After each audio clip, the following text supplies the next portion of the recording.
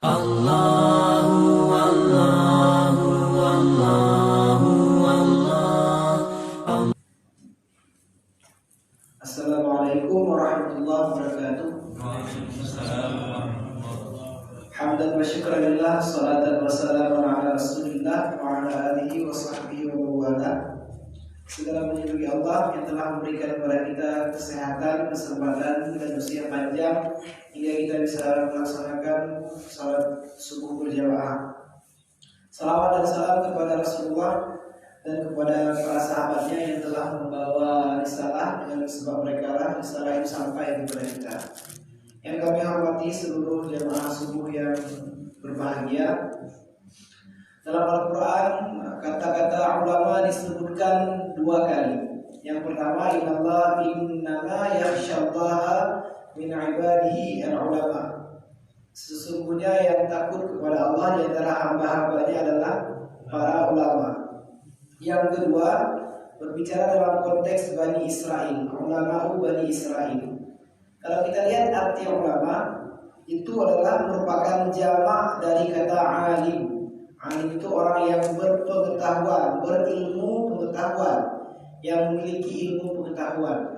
Ulama adalah orang-orang yang memiliki ilmu pengetahuan khususnya dalam bidang ilmu agama.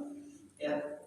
Rasul juga memotivasi atau sangat mengagung-agungkan para ulama. Hingga dalam hadisnya mengatakan, Rasul mengatakan, al-ulama'u warathatul anbiya. Ulama adalah pewaris para nabi. Dalam hadis lain Rasul mengatakan, ulama ummati kanabi Bani Israel. Ulama di kalangan umatku itu seperti nabinya Bani Israel. Ya. Ketika Rasul mengeluarkan statement al-ulama ummati kanabi Bani Israel, itu dalam kitab Bidayah wa Nihayah diceritakan Rasul didatangi oleh Nabi Musa. Nabi Musa tidak setuju ketika Nabi Muhammad mengatakan ulama umatku seperti Nabi Bani Israel. Sebagaimana yang kita ketahui, Nabi itu sangat banyak diutus oleh Allah dari kalangan Bani Israel. Dari 25 Rasul yang harus kita ketahui itu, 17-nya itu dikirimkan oleh Allah untuk Bani Israel. Jadi Nabi Musa tidak setuju karena Nabi Musa itu oleh nabinya Bani Israel, boleh kita katakan demikian. Ketika itu Nabi Musa mencoba untuk berdebat dengan Nabi Muhammad dalam mimpinya ini ya, karena nggak berjumpa langsung fisik.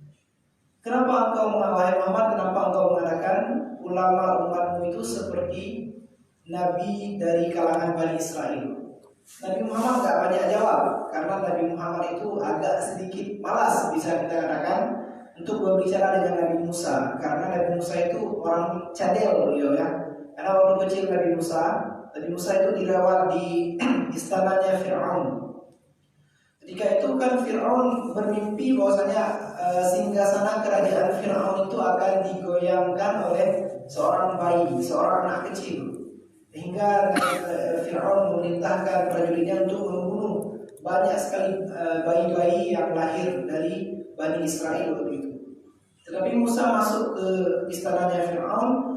Lalu Fir'aun agak muncul, kayaknya anak inilah yang akan menggoyangkan istanaku. Hingga dia membuat semacam tes, diletakkan bara api di satu tempat dan satu gelas lagi diletakkan air susu. Ketika itu Nabi Musa memilih bara api hingga meletakkannya di lidah, dan disitulah dikatakan bahwasanya Nabi Musa mulai cadel sejak kecilnya. Karena Nabi Muhammad malas berbicara dengan Nabi Musa, Nabi Muhammad mengatakan nanti lihat saja nanti, ya akan muncul ulama di kalangan umatku yang ilmu pengetahuannya itu sama dengan nabi-nabi dari Bani Israel. Lama setelah itu, tepatnya di tahun 505 Hijriah, lahirlah seorang imam besar, yaitu Imam Al-Ghazali, Abu Hamid Muhammad Al-Ghazali Al-Tusi Asy-Syafi'i. Ya. Ketika lahir Imam Al-Ghazali, Nabi Musa kembali memimpikan dirinya kepada Imam Al-Ghazali. Ya. Di situ Nabi Musa bertanya, "Man anta? Siapa engkau?" Imam Al-Ghazali menjawab, "Ana Abu Hamid Muhammad ibnu Muhammad Al-Ghazali At-Tusi Asy-Syafi'i. Nabi Musa agak sedikit bertanya kembali, lalu bertanya kembali. Saya bertanya namamu, kenapa engkau menjelaskan sampai ke kakekmu Al-Ghazali At-Tusi orang Tus, Asy-Syafi'i dari mazhab Asy-Syafi'i? Kenapa demikian? Kenapa dijawabnya itu sangat panjang? Al-Ghazali menjawab, itu masih berkenaan dengan namaku, dengan daerahku dan dengan mazhabku. Sedangkan engkau wahai Nabi Musa, ketika Allah bertanya, wa matilka biyaminik, apa di tangan kananmu? Ini diabadikan dalam surat Taha kalau tidak salah saya. Wa matilka biyaminik, apa di tangan kananmu wahai Musa? Nabi Musa menjawab, hadza hiya asaya. Ini adalah tongkatku. Atawakkau alaihi, aku bersandar berpegang atas tongkat ini. Wa ahusyu biha gharami, dan aku mengembala kambing dengan tongkat ini. Waliya ma'arif ukhra, dan tongkat ini memiliki kegunaan lainnya. Tadi Imam Ghazali mengatakan Allah hanya bertanya apa di dalam kananmu. Kenapa enggak engkau menjawab ini tongkat saja? Kenapa engkau mengatakan fungsi-fungsinya? Disitulah Nabi Musa terdiam dan mengakui bahwasanya Imam Al-Ghazali memiliki ilmu pengetahuan yang sangat luas, yang sangat banyak, hingga beliau menyetujui statement Rasulullah, ulama ummati kanabi Bani Israel.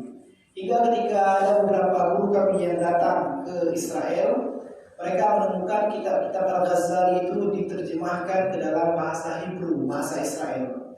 Di antaranya Ihya Ulumuddin, Al-Munqidh min Ad-Dhalal. Kenapa mereka terjemahkan? Karena mereka itu sangat mengakui keilmuannya Al-Ghazali. Di samping dalam syariat mungkin mereka punya banyak ilmu yang lain, tapi untuk masalah spiritual, ya, batin mereka, untuk menenangkan batin, menajamkan spiritual dalam agama Yahudi itu, mereka menggunakan kitab-kitabnya karya Al-Ghazali. Oleh karena itu, marilah kita kembali menggerakkan, mempelajari kitab-kitab Al-Ghazali, mempelajari ilmu pengetahuan, karena sungguh sangat luar biasa ilmu para ulama-ulama kita terdahulu. Ya. Azza wallahu a'lam wa bishawab ilmi ilahi aslam sallallahu alaihi wasallam. Assalamualaikum warahmatullahi wabarakatuh.